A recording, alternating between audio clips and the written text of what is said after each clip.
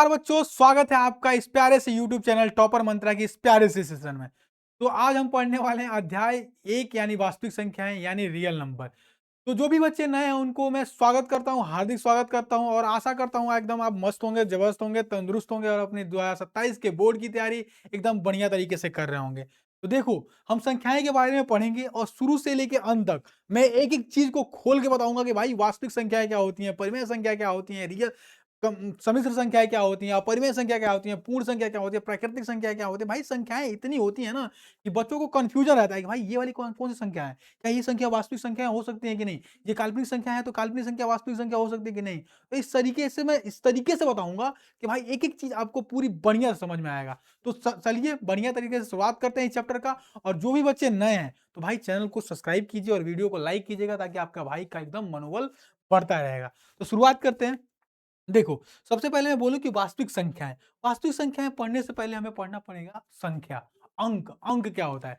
तो एक चीज़ मैं बताता हूँ कि पुराने ज़माने में जब लोग रहते थे, उनके पास तो कोई संख्या नहीं होती थी, कोई नंबर नहीं होता था। तो सोचो यार वो चीज़ों को गिनते कैसे होंगे? मान लो कि अगर 5 आम किसी जंगल से तोड़ के लाए, तो उसको कैसे गिनते होंगे? अगर कोई शिकारी है, वो 10 शिकार करके लाया, तो भाई वो कैसे पता चलता होगा कि भाई ये 10 शिकार है?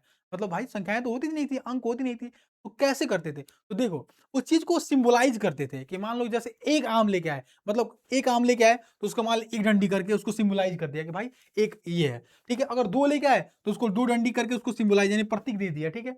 3 डंडी लाए, भाई 3 डंडी सिंबलाइज़ कर दिया। ऐसे मान लो अगर 300 संख्या मतलब 300 आम लेके आए, तो भाई उसको 300 जगह रखते थे, तभी तो सिंबलाइज़ हो पाएगा भाई 300 संख्या है। तो भाई बहुत परेशानी होती थी, मतलब पुराने ज़माने में अगर संख्याएँ अंक नहीं थी तो बहुत परेशानी होती थी, कुछ चीज़ों को गिनने के लिए, मापने के लिए, तौलने के लिए बहुत परेशानी होती थी, ठीक है? तो हमारे गणितज्ञ आए, उन्होंने दिमाग लगाया कि भाई अगर मान लो कि 300 अगर पाई खींचेंगे यार 300 को सिंपलाइज़ करेंगे तो बहुत बड़ा हो जाएगा। तो क्यों ना किसी चिन्ह से प्रदर्शित कर देते हैं, ठीक है? चिन्ह मतलब कोई चिन्ह से प्रदर्शित कर देते हैं। तो उन्होंने क्या किया कि भाई कि अगर कोई भी मान लो 1 आया, तो उसको एक चिन्ह दे दिया, यानी इसको इस तरीके से भाई प्रदर्शित कर दिया। अगर मान लो 2 अगर चीज़ लेके आया, तो उसको 2 तरीके इस तरीके से प्रदर्शित कर दिया। अंक की उत्पत्ति वहीं से हुई। किसी चीज़ों को सिंबॉलिक को प्रदर्शित किया जाता है, उसको हम क्या बोलते हैं? अंक बोलते हैं, ठीक है?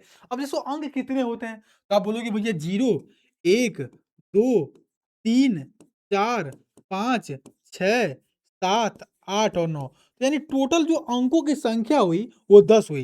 यानी 0 से लेके 9 तक यानी 10 संख्या हुई। यानी पूरी ब्रह्मांड में 10 ही अंक होते हैं। यानी कितने होते हैं? ये 10 अंक होते हैं, ठीक है? संख्याएँ तो अनंत हैं, लेकिन अंक सिर्फ़ 10 ही होते हैं। अगर मैं ये पूछूँ, इस वाले से चीज़ से 2 क्वेश्चन बन जाएगा। अगर मैं ये पूछूँ कि भाई दुनिया का सबसे छोटा अंक कौन-सा है? अगर मैं बोलूँ दुनिया का सबसे छोटा संख्या, तो आप बताओगे दुनिया की सबसे छोटा संख्या बोलोगे भाई पता नहीं करा सकते कि भाई छोटी संख्या कौन-सी है। लेकिन अगर मैं ये पूछूँ कि दुनिया का सबसे छोटा अंक कौन-सा है, तो बोलोगे भैया शून्य जो है ना, दुनिया का सबसे छोटा अंक है। अगर मैं बोलूँ दुनिया की सबसे बड़ी संख्या, तो आप बोलोगे भैया अनंत संख्याएँ हैं, मैं दुनिया की सबसे बड़ी संख्या कैसे बता सकता हूँ? लेकिन मैं बोलूँ कि दुनिया का सबसे बड़ा अंक कौन-सा है, तो आप बोलोगे भैया दुनिया का सबसे बड़ा अंक 9 है। ठीक है? यहाँ तक तो सही हो गया कि भाई अंक का डिसाइड हो गया कि भाई अंक किसी चीज़ को प्रदर्शित करने के लिए, चिन्हों को प्रदर्शित करने के लिए हम अंक का इस्तेमाल करते हैं। यानी गणित की वो वर्णमाला है। अंक क्या है भाई? जैसे अ, आ, इ, ऊ होता है ना, वो हिंदी की वर्णमाला होती है, वैसे ही गणित की वर्णमाला क्या होता है? अंक होता है। अंक कितने होते हैं मैंने बता दिया कि 10 अंक होते हैं, ठीक है? अब जब अंक की समस्या सुलझी, वैज्ञानिकों ने अंक की समस्या पूरा सुलझा दिया। अब आया भाई संख्या। भाई अंक है तो अंक तो भाई 10 ही है। लेकिन 10 से मान लो अगर 300 को गिनना है तो 10 से थोड़ी गिन लोगे। तो उसके लिए आया भाई संख्या। संख्या क्या आई कि मान लो कि अगर मान लो कोई आया शिकारी 300 शिकार करके लेके आया, तो भाई 300 अगर नंबर से दर्शाया जाए तो भाई नंबर तो कैसे दर्शाओगे? तो वहाँ पे आया संख्या। यानी अगर 2 अंकों को मिला दिया जाए तो भाई संख्या का निर्माण होता है। क्या होता है बाबू? 2 अंकों को मिला दिया जाए तो संख्या का निर्माण होता है। यहाँ भी है परिभाषा देखो, जब अंकों को एक साथ मिला दिया जाए तो हम किसी गिनती, माप या वजन को बता सकते हैं, उसे हम संख्या बोलते हैं। यानी अगर मान लो कि अगर दू क्या है? अंक है और दू क्या है? अंक है। अगर इन दोनों को मिला दिया जाए तो 22 क्या हो जाएगा बाबू? तो 22 एक संख्या हो जाएगी, ठीक है? यानी संख्या का इस्तेमाल किया क्या किया गया? संख्या का इस्तेमाल किसी चीज़ को नापने के लिए, किसी चीज़ को तौलने के लिए, किसी चीज़ को दर्शाने के लिए हम संख्या का इस्तेमाल कर दिए। तो सिंपल भाषा में समझना, जब 2 अंक मिल जाए तो उसको क्या बोलते हैं बाबू? संख्या बोलते हैं, ठीक है? संख्या के जैसे मान लो कि अगर किसी क्लास के बच्चों को निकालना हो कि भाई उस क्लास में बच्चे कितने हैं, तो वहाँ पे संख्या क्या प्रयोग हो गया, यानी 22 बच्चे, यानी 7 लड़के हैं, यानी 7 अंक में लड़के हैं, 8 अंक में लड़कियां हैं, तो दोनों मिला के 15 क्या हो जाएगी, संख्याओं में लड़के और लड़कियां मिला के 15 हो गए। तो संख्या भी आप समझ गए, 75 क्या है, संख्या है, जिसमें 2 अंक है, एक 7 अंक है, एक 5 अंक है, दोनों के मिला के क्या हो गया, संख्या हो गई। वैसे अगर 12 कंचों की बात की जाए तो 12 क्या हो गई, संख्या हो गई। अगर मान लो कि मैं बोलूं 22 क्या हो गई, 22 एक संख्या हो गई। अगर मैं बोलूँ कि अगर मान लो 22 लीटर क्या हो गई, अगर देखो लीटर यानी मापने के लिए लीटर का प्रयोग हुआ, तो 22 क्या हो गई, संख्या हो गई। तो अंक और संख्या आपको समझ आ गया, ठीक है। अब हम पढ़ेंगे भाई ये संख्या होता है, तो संख्या के वंशज होते हैं, यानी पहले बाप आया, बेटा आया, बेटा का बेटा आया, बेटा का बेटा आया, इस तरीके से भाई वंशज होते हैं, मतलब संख्याएं कितनी प्रकार की होती हैं, अब हम ये पढ़ेंगे। तो आगे बढ़िए, देखिए ये होता है भाई संख्याओं का माया जाल। इतने वर्गों में संख्याओं को वर्गीकरण किया गया है, ठीक है। 10वीं में है तो हमें क्या-क्या पढ़ना है, क्या-क्या छोड़ना है, मैं ये भी बताऊँगा। तो इतने भागों में हम अंक को बाँटते हैं, यानी सबसे बड़ा दादा कौन होगा? तो सम्मिश्र, यानी ये भाई सबसे बड़ा होगा। घर में सबसे जैसे बुजुर्ग नहीं होते हैं, हमारे घर में जैसे बाबा हो गए, हैं? बाबा क्या हमारे पापा हो गए, पापा के पास मैं होऊँगा, मेरा बच्चा होगा, इस तरीके से सबसे अगर बड़ा किया जाए तो सबसे बड़ा इसमें मेंबर होता है, वो कॉम्प्लेक्स नंबर होता है, ठीक है? यानी सम्मिश्र संख्या होती है। उसके 2 बेटे होते हैं, एक होता है वास्तविक संख्या यानी रियल नंबर, दूसरा बेटा होता है काल्पनिक संख्या, ठीक?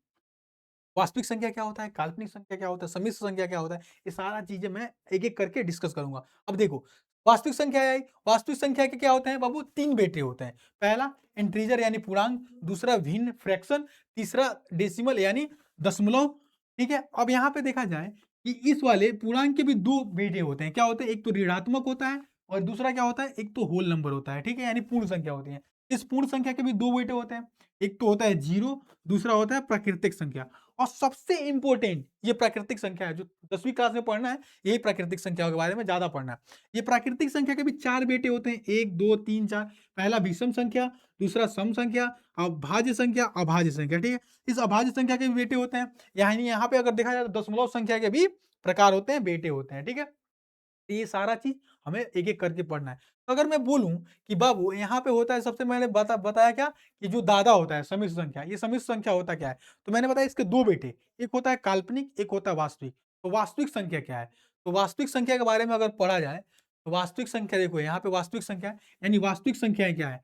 तो वैसी संख्या जिसको हम नंबर लाइन पे डिनोट कर सकते हैं, यानी जो वास्तव में है, नहीं होता है कि भाई ये वास्तव में तो ये चीज़ है, यानी वास्तव में जो चीज़ है उसको वास्तविक संख्या कहते हैं। जो भी नंबर वास्तव में है, जैसे मान लो 2 है, 1 है, यानी -1 है, -2 है, उसको क्या बोलते हैं? वास्तविक संख्या बोलते हैं। यानी ये हो गया नंबर लाइन, ठीक? ये हो गया क्या बाबू? ये हो गया हमारा नंबर लाइन। नंबर लाइन के इधर प्लस में चीज़ें होती हैं, आपने पढ़ा है, यानी 1, 2, 3 और इधर होती है माइनस में, यानी -1, -2, -3, तो ये सारा वास्तविक संख्या है। अगर मैं बोलूँ कि भाई इसके बीच में भी तो संख्या होती है, जैसे इसके बीच में अगर मान लो कि 0.3, 0.4, 0.5 ये सब वास्तविक संख्याएँ हैं। यानी 1, 1.2, 1.3, 1.4, 1.5 ये सारा वास्तविक संख्याएँ हैं। यानी अगर बोला जाए तो वास्तविक संख्याएँ नंबर लाइन पे जिस संख्या को हम नंबर लाइन पे रख दें, उसको क्या वास्तविक संख्या बोलते हैं। चाहे वो रूट में भी हो, √2, √4 ये सब नंबर लाइन पे आ जाएगा ना बाबू। ये क्या होगी बाबू? वास्तविक संख्या होगी। इतना चीज़ समझ आया? अब मैं बोलूँ कि भाई काल्पनिक संख्याएँ क्या होती हैं? ठीक है?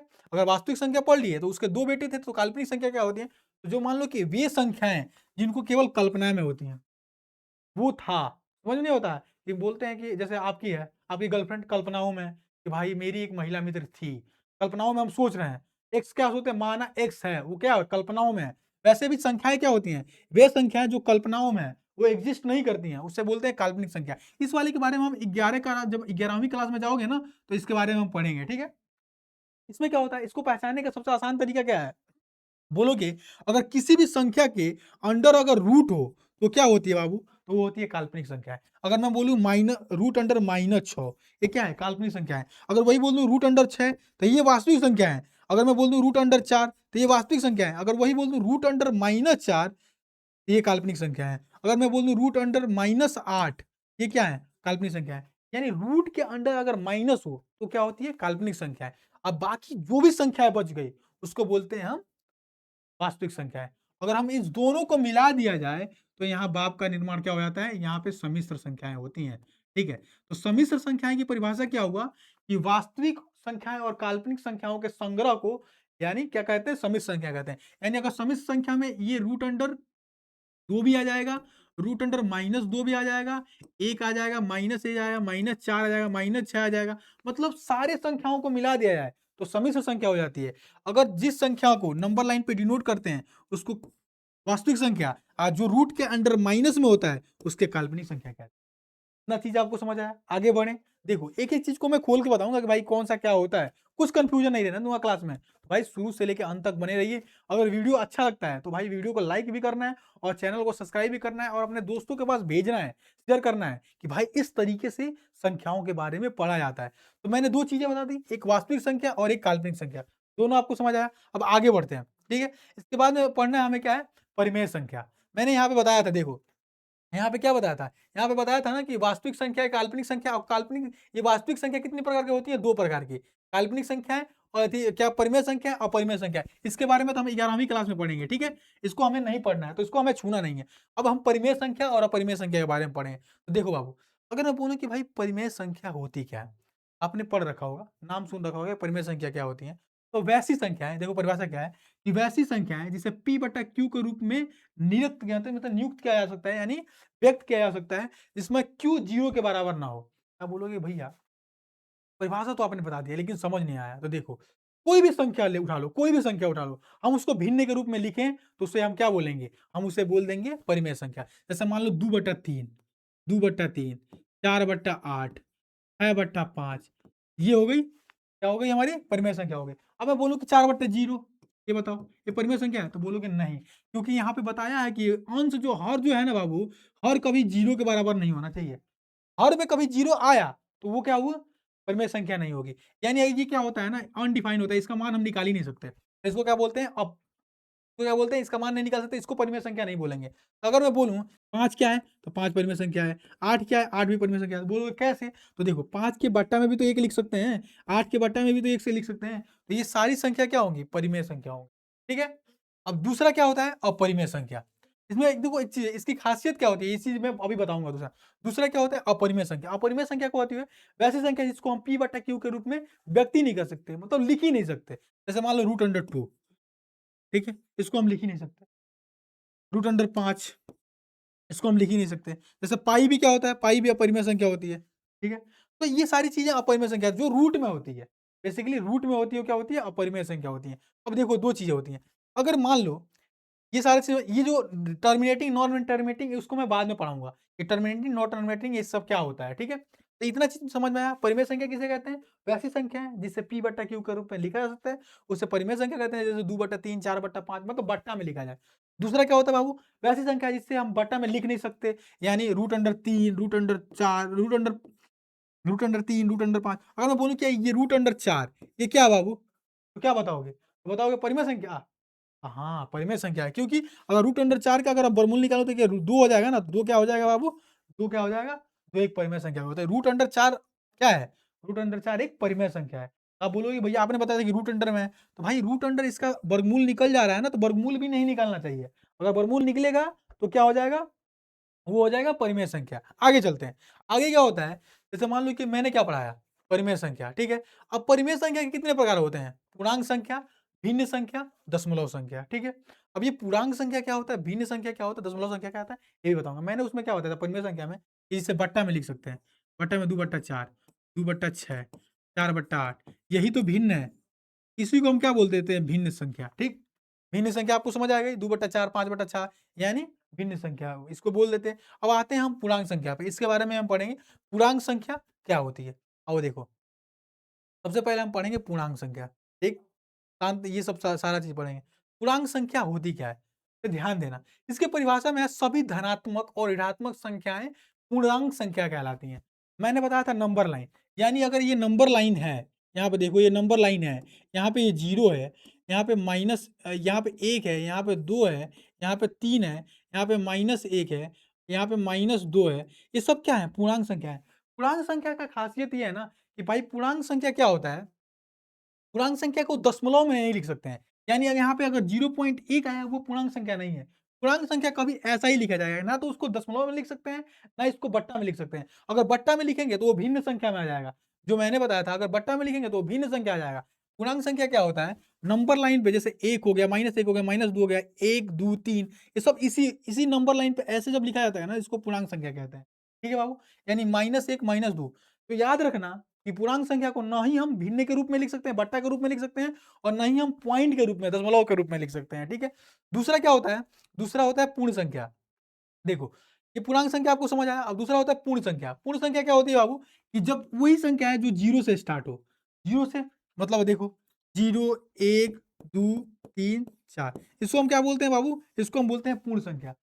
तो पूर्णांक संख्या ऐसी होती है कि जैसे किसी नंबर लाइन पे जैसे -1, -2, -3 यानी 1, 2, 3 ये सब क्या होती है? पूर्णांक संख्या होती हैं। अगर हम उसी संख्याओं को अगर किसी संख्याओं को हम 0 स्टार्ट करें, यानी ये नंबर लाइन है, यानी नंबर लाइन की ये 0 है, 0 के इधर वाली संख्याओं को हम क्या बोलते हैं? 0 से स्टार्ट करें उसको हम बोलते हैं पूर्ण संख्या, ठीक? पूर्ण संख्या, समझ रहे हो? पूर्ण संख्या हमेशा 0 से स्टार्ट होगा, 0 से स्टार्ट हो उसको हम पूर्ण संख्या बोलते हैं, ठीक है? और 0 से लेके अनंत तक जा सकता है, जैसे मान लो 0 से लेके 1, 2, 3 अनंत तक जा सकता है, कोई दिक्कत नहीं है। वहीं पे बात करें प्राकृतिक संख्याएँ, तो प्राकृतिक संख्याएँ क्या हो जाएगी? तो प्राकृतिक संख्याएँ 1 से स्टार्ट होती हैं, वैसी संख्या जो गिनती की संख्या हो 1 से स्टार्ट हो, यानी ये नंबर लाइन हो गया, 0 को नहीं लेंगे, ये 0 को नहीं लेंगे, 1, 2, 3, 4, 5 ये अनंत तक चला जाएगा, उसको हम क्या बोलते हैं? प्राकृतिक संख्या। 3 चीज़ें आपको समझनी थी। पहला क्या होता है? पूर्णांक संख्या। पूर्णांक संख्या क्या होते हैं? किसी नंबर लाइन पे माइनस वाली चीज़ को भी पॉजिटिव और प्लस वाली चीज़ को भी, हम सारा चीज़ को क्या कहते हैं? पूर्णांक संख्या। पूर्णांक चीज़ में क्या होना चाहिए? 2 चीज़ आपको याद रखना है, पूर्णांक ना तो बट्टा में होगा, ना ही दशमलव में होगा। दूसरा क्या होता है बाबू? पूर्ण संख्या। पूर्ण संख्या क्या होती है? तो 0 से स्टार्ट हो। ऐसी संख्या जो 0 से स्टार्ट होती है उसे पूर्ण संख्या कहते हैं। और प्राकृतिक संख्या क्या होती है? तो प्राकृतिक संख्या जो 1 से स्टार्ट हो। नंबर लाइन में जब 1 से स्टार्ट होगा तो उसको प्राकृतिक संख्या बोलते हैं। एक चीज़ आपको याद रखना है, जो पेपर में अधिकतर पूछा जाता है और बच्चे कन्फ्यूज़ होते हैं। शून्य क्या होता है? जैसे मान लो मैंने ये पढ़ा दिया कि भाई 0 से स्टार्ट हो, वो सब क्या होता है? पूर्ण संख्या होती है। अगर 1 से स्टार्ट हो, वो क्या होता है? वो प्राकृतिक संख्या होती है। तो ये शून्य क्या है भाई? यानी 0 क्या है? देखो, अगर कोई भी पूछे कि भाई 0 क्या होता है? तो 0 ना तो पॉजिटिव होता है, ना तो धनात्मक होता है और ना ही ऋणात्मक होता है। 0 ना तो नेगेटिव है, ना तो पॉजिटिव है। 0 क्या है? एक न्यूट्रल नंबर है। मतलब न्यूट्रल नंबर कुछऊ नहीं है। नाम तारा सुत जाम, नाम तारा सुत जाम, हम अकेले रहे। ठीक बा? तो 0 न्यूट्रल नंबर है, लेकिन 0 एक सम संख्या है। इतना याद रखना। ये याद रखना है क्या है? कि 0 एक सम संख्या है, यानी ना नेगेटिव है, ना पॉजिटिव है, सम संख्या है। तो 0 के बारे में ये वाला फैक्ट हमेशा आता है, ऑब्जेक्टिव में आएगा। तो ये वाली चीज़ हमेशा आप याद रखना ऑब्जेक्टिव में, ठीक है? हमने क्या-क्या पढ़ लिया? आपको दिखाता हूँ। हमने क्या-क्या पढ़ लिया? हमने पढ़ा पूर्णांक संख्या पढ़ लिया, ठीक है? भिन्न संख्या मैंने बता दिया कि ये चीज़ें होती हैं। पूर्णांक संख्या मैंने क्या बताया? कि मान लो कि ये नंबर लाइन है, ये 0 है। अब 1, 2, 3 यानी 1, 2, 3 -1, -2, -3 ये सब क्या होती है बाबू? पूर्णांक संख्या होती हैं। पॉइंट में नहीं आएगा पूर्णांक संख्या, ठीक है? भिन्न संख्या क्या होती है? जो बट्टा में हो, ठीक है? अब यहाँ पे आ जाए दशमलव संख्या। दशमलव संख्या क्या होती है? जैसे 0.3, 0.4 0.5 ये सब दशमलव संख्या होती हैं। अब देखो दशमलव संख्या में भी अगर बात करें कि दशमलव संख्या में एक होती है जो दशमलव संख्या शांत दशमलव और एक होती है नॉन टर्मिनेटिंग अशांत दशमलव। अब ये 2 चीज़ें होती हैं आपको समझना है, शांत दशमलव और अशांत दशमलव क्या होता है, ठीक है? 2 चीज़ें मैं आपको समझाता हूँ, बहुत अच्छे तरीके से समझाऊँगा। देखो, यहाँ पे देखो शांत दशमलव, यहाँ पे अशांत दशमलव। शांत दशमलव क्या होता है? शांत दशमलव वो संख्याएँ होती हैं जो भाई कट जाए, मतलब नहीं होता है कि इसके बाद से खत्म हो जाए। तो मान लो कि हम कहा नहीं भाई 2 डेग चला, तो 2 डेग चलने के बाद से मैं रुक गया, मैं खत्म हो भाई 2 डेग के बाद से मैं नहीं चल सकता, यानी रुक गया। वो मैं शांत में जाऊँगा। अब मैं बोलूँगा कि भाई चलो, तो आप चलते गए, चलते गए, चलते गए, कहीं रुके ही नहीं। तो क्या हो गया बाबू? अशांत हो गया। यानी अगर देखा जाए, जैसे मान लो 1 में से अगर 1 में अगर 2 से भाग करें, तो क्या होई? अगर 1 में 2 से भाग किया जाए तो क्या होगा? बोलोगे कि भैया 1 यानी 2 यानी पॉइंट लेंगे तो यहाँ पे ये 0 लगे हैं, यानी 2 पचे 10 ये कट गया। तो ये क्या हुआ? एक समय पे जाके ये संख्याएँ कट गई। तो क्या हो गई बाबू? ये हो गई शांत दशमलव। यानी वे दशमलव संख्याएँ जो दशमलव बिंदु के बाद कुछ अंकों तक जाकर खत्म हो जाती हैं। एंड देखो 0.5 पर जाके क्या हुआ? खत्म हुआ। तो उसको क्या बोलते हैं? शांत दशमलव बोलते हैं। जैसे मान लो 1/4 अगर 4 में 1 से भाग देंगे तो इतने अंक के बाद सिर्फ ये इतने अंक के बाद से जाके खत्म हो जाएगी। इसके बाद अंक ही नहीं बचेगा। तो उसको क्या बोलते हैं? शांत दशमलव बोलते हैं, ठीक है? दूसरा क्या होता है, शांत दशमलव पहचानने के नियम क्या होते हैं? देखो, शांत दशमलव कैसे पहचानेंगे कि कौन संख्या शांत दशमलव होगी, कौन संख्या शांत दशमलव नहीं होगी? लेकिन इतना ध्यान देना, जो शांत दशमलव संख्याएँ होती हैं ना, वो परिमेय भी होती हैं। परिमेय भी होती हैं, शांत दशमलव संख्याएँ परिमेय भी होती हैं। मैं आपको सब चीज़ें डायग्राम बनाना सिखाऊँगा। देखो, इसको पहचानने का ट्रिक क्या होता है, कि यदि किसी भिन्न के हर में 2 और 5 के गुणज हों, तो वो हमेशा शांत दशमलव होती हैं, ठीक है? 2 या 5 के अलावा कोई भी संख्या जैसे 3, 7 आ जाए, तो वो शांत दशमलव नहीं होती हैं, ठीक है? अगर मान लो देखो, यहाँ पे क्या है 1/2 यानी 2 है, तो क्या होगा? शांत होगा। 1/4 यानी ये 2 का गुणज है, तो क्या होगा? शांत होगा। अगर मैं बोल दूँ 1/7 ये शांत नहीं होगा। अगर मैं बोल दूँ 3/7 ये भी शांत नहीं होगा। अगर मैं बोल दूँ 3 बट्टा क्या बोल दूँ? 3/7 बोल दूँ, ये भी शांत नहीं होगा। अगर मैं क्या कह रहा है कि 2 या 5 के गुणज के अलावा 2 यदि 2 या 5 के अलावा कोई भी संख्या हो, तो वो शांत नहीं होता है, ठीक है? इतना चीज़ समझ आया, शांत क्या होता है? उसको पहचानने की ट्रिक क्या होती है? अगर मान लो कि मैं बोलूँ कि अगर मैं बोलूँ 4 अगर मैं बोलूँ भैया 3/7 और क्या बोलोगे? क्या बोलोगे भैया कि ये क्या है? 3/7 नीचे है तो क्या होगा भाई? ये शांत नहीं होगा, शांत होगा। अगर मैं बोल दूँ 2/3 ये क्या है? तो बोलोगे भैया ये खत्म ही नहीं होगा। अब 2 में 3 से भाग दो, लो यहाँ पे 3 दोगे, यहाँ पे 2 दोगे, यहाँ पे पॉइंट लगाओगे 0, 3 छक्के 18, फिर 2, फिर 3 छक्के 18, फिर 2, फिर 3 छक्के 18, ये 6, 6, 6, 6, 6, 6 करके आता रहेगा, कभी खत्म ही नहीं होगा। तो ये खत्म नहीं होता तो क्या होता है? ये शांत नहीं होता है। तो पहचानने का ट्रिक क्या है? 2 और 5 के अलावा अगर बट्टा में कुछ भी हो, तो क्या होता है बाबू? वो शांत नहीं होता है, ठीक है? अब समझ आया? अब देखो, अब शांत नहीं होता, अब अशांत क्या होता है? जैसे मैंने बताया शांत और अशांत। अशांत क्या होता है? वही होता है कि भाई खत्म है, खत्म ही नहीं हो। लेकिन जो खत्म ना हो ना, उसके भी प्रकार होते हैं। क्या प्रकार होते हैं? कि एक देखो, अगर मान लो कि 1/3 है, ये भी खत्म नहीं होगा, ठीक? 1/3 है, ये भी खत्म नहीं होगा। और मान लो कि √2 है, ये भी खत्म नहीं होगा। लेकिन दोनों में क्या अंतर है? ये अगर खत्म नहीं होता है ना, जैसे मान लो 1/3 है, वो 0.333333 ये ऐसे ही रहेगा, ठीक? यानी ये लगातार एक ही संख्या आएगी 3, 3, 3, 3, 3, 6 जैसे वो आया था 6, 6, 6, 6 ऐसे ही आता है। और दूसरा क्या होता है? दूसरा क्या होता है कि भाई जैसे 0 पॉइंट क्या होता है? √3 का मतलब होता है 1.432 ये बदलते रहता है भाई। ये कभी रिपीटिंग ही नहीं होगा। मतलब बदलते रहेगा, बदलते रहेगा, बदलते रहेगा, बदलते रहेगा। तो एक चीज़ यहाँ पे समझना, बहुत आसानी से, बहुत बारीकी से समझना। मैं अगर परिमेय संख्या और अपरिमेय संख्या दशमलव में पहचानने के लिए कहूँ कि भाई दशमलव में अगर संख्याओं दूँ और बोलूँ कि पहचानो कि परिमेय है कि अपरिमेय है, तो आप क्या बोलोगे? मैं बोलूँगा कि बाबू 2/5 इसको बताओ कि परिमेय है अपरिमेय है बताओ। मैं बोलूँ बाबू कि 2/5 को आप बताओ 2/5 ये परिमेय है कि अपरिमेय है? तो बोलोगे भैया 2/5 को आप कैसे लिख सकते हैं? यहाँ दशमलव हटाओ, यहाँ पे 25, 25/10 यानी ये क्या होगा बाबू? ये परिमेय हुआ, परिमेय हुआ, ठीक है? बोलोगे भैया परिमेय हो गया ये, ठीक है? अगर मैं बोलूँ कि 0 मान लो 2/5 अगर मैं बोलूँ कि 3/4 तो ये बोलोगे भैया ये तो ऑलरेडी लिखा हुआ है, तो क्या होगा? परिमेय होगा, ठीक है? अगर मैं ये बोलूँ अगर मैं बोलूँ कि बाबू 1/3 का बताओ, ये परिमेय है कि अपरिमेय है? बोलोगे भैया ये तो बट्टा में लिखा हुआ है, बट्टा में लिखा हुआ है तो क्या है? परिमेय है, ठीक है? अब देखो परिमेय है, अपरिमेय है। अगर मैं बोलूँ 0.0333 अगर अनलिमिटेड है, तो क्या बोलोगे? परिमेय है कि अपरिमेय है? यहाँ पे बताओ, परिमेय है कि अपरिमेय है? इसको क्या बोलोगे? तो मैंने एक चीज़ बताया था कि देखो 0 के बाद से एक-एक चीज़ रिपीट हो रही है, एक ही चीज़ रिपीट हो रही है, तो इसको हम क्या बोल देंगे? ये परिमेय संख्या है, परिमेय संख्या, ठीक? अगर 0 के बाद से 4, 3, 4, 8, 9, 6 कुछ रिपीट ना हो तो अपरिमेय संख्या।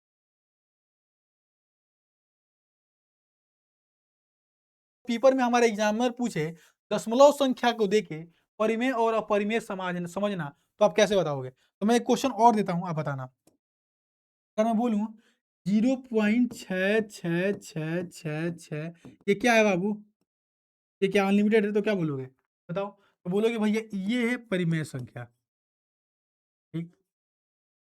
ये क्या है बाबू? तो ये परिमेय संख्या। अगर मैं बोलूँ 0 के बाद से 3, 6, 8, 9, 7, 6, 5 अनलिमिटेड जाएगा, तो ये क्या होगा? ये बोलोगे भैया ये है अपरिमेय संख्या। अंतर समझना क्या है? अगर 0 के बाद से एक ही संख्या बार-बार रिपीट हो, तो उसको क्या बोलते हैं? परिमेय संख्या। अगर 0 के बाद से संख्याएँ रिपीटेड ना हो, कुछ भी आते रहे, कुछ भी आते रहे, कुछ भी आते रहे, तो उसको क्या बोलेंगे? अपरिमेय संख्या। कितना चीज़ क्लियर हो गया?